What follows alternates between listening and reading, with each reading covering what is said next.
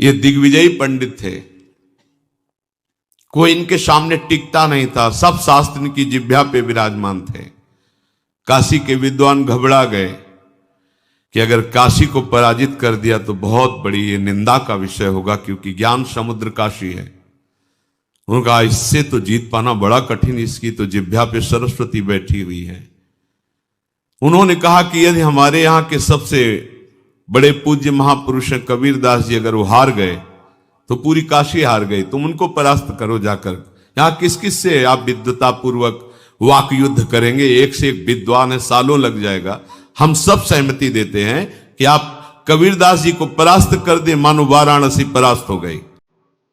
ठीक है, कबीरदास जी के पास गए, उन्होंने कहा शास्त्रार्थ करना चाहते हैं। कबीरदास जी की कहानी बड़ी फेमस कहानी से। बनारस के एक बहुत बड़े विद्वान थे पंडित देवदत्त, शास्त्रार्थ किया, पूरे भारत के विद्वानों को हरा कर लौट कर आए पंडित देवदत्त। तो जब लौट कर आए तो उन्होंने अपनी मां से कहा कि देखो प्रॉपर आईएएस फर्स्ट रैंक। उनकी मां ने कहा हम ना मानते। बोले क्यों? ये सर्टिफिकेट गवर्नमेंट ऑफ इंडिया पहली रैंक है आईएएस में। अरे सब सर्टिफिकेट किसी और को दिखाओ, चलो हटो। तो उन्होंने कहा कि क्यों? बोले यहाँ एक जुल्हा रहता है कबीर, तुम उसको हरा के दिखाओ। बोले कबीर? हाँ, बोले जुल्हा रहता वहीं आगे कहीं सड़क के उस पार रहता है कबीर, उसको हरा के दिखाओ। अरे बोले जुल्हा गया, गए कबीर के घर, ज्ञानी को बड़ा ताव होता, मैं बड़े लोगों से मिला हूँ। I am from Oxford university, I have done my research from Oxford university. अरे तो खुदा थोड़ी हो। जाति को लेकर कबीरदास ने बड़ी गहरी बात कही थी कि व्यक्ति की पहचान उसकी योग्यता से होनी चाहिए, मेहनत से होनी चाहिए। जाति में क्या रखा हुआ है?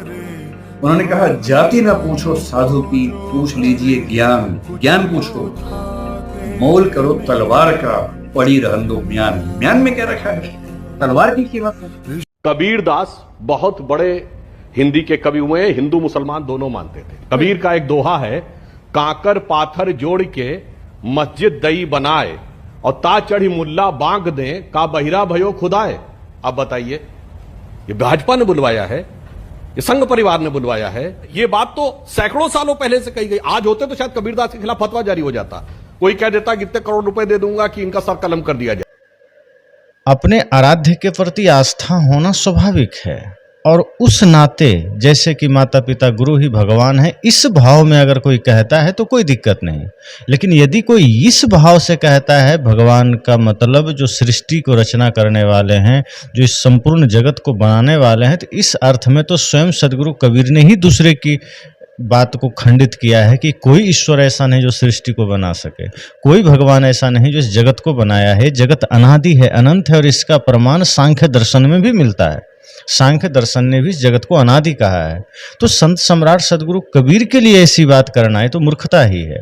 वो उस तरह के भगवान अगर हम मानते हैं तो वो ठीक नहीं है। हाँ, अपने गुण से, अपने कर्म से, अपने आदर्शों से मानवतावादी विचारों के उन्नायक संत सम्राट सदगुरु कबीर निश्चय ही भगवान हैं।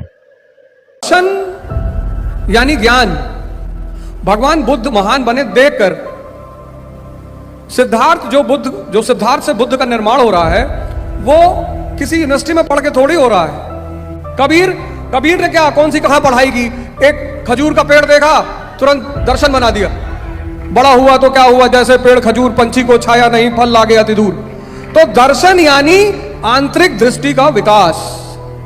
चक्की चलते हुए बहुत लोगों ने देखा, लेकिन उस चक्की को कैसे अध्यात्म के दर्शन में सेट करना है। चलती चाकी देख के दिया कबीरा रोए, और दो पाटन के बीच में साबुत बचा ना कोई। लेकिन कबीर बाबा ने इस आत्मा को बिन जारी कहा है कि आत्मा, अगर तुझे ये खोला मिला है ना, तो इस खोले में आने के बाद सिर्फ मीठी बातें बोलना, ऐसी वाणी मत बोलना कि उस वाणी से किसी को बुरा लग जाए,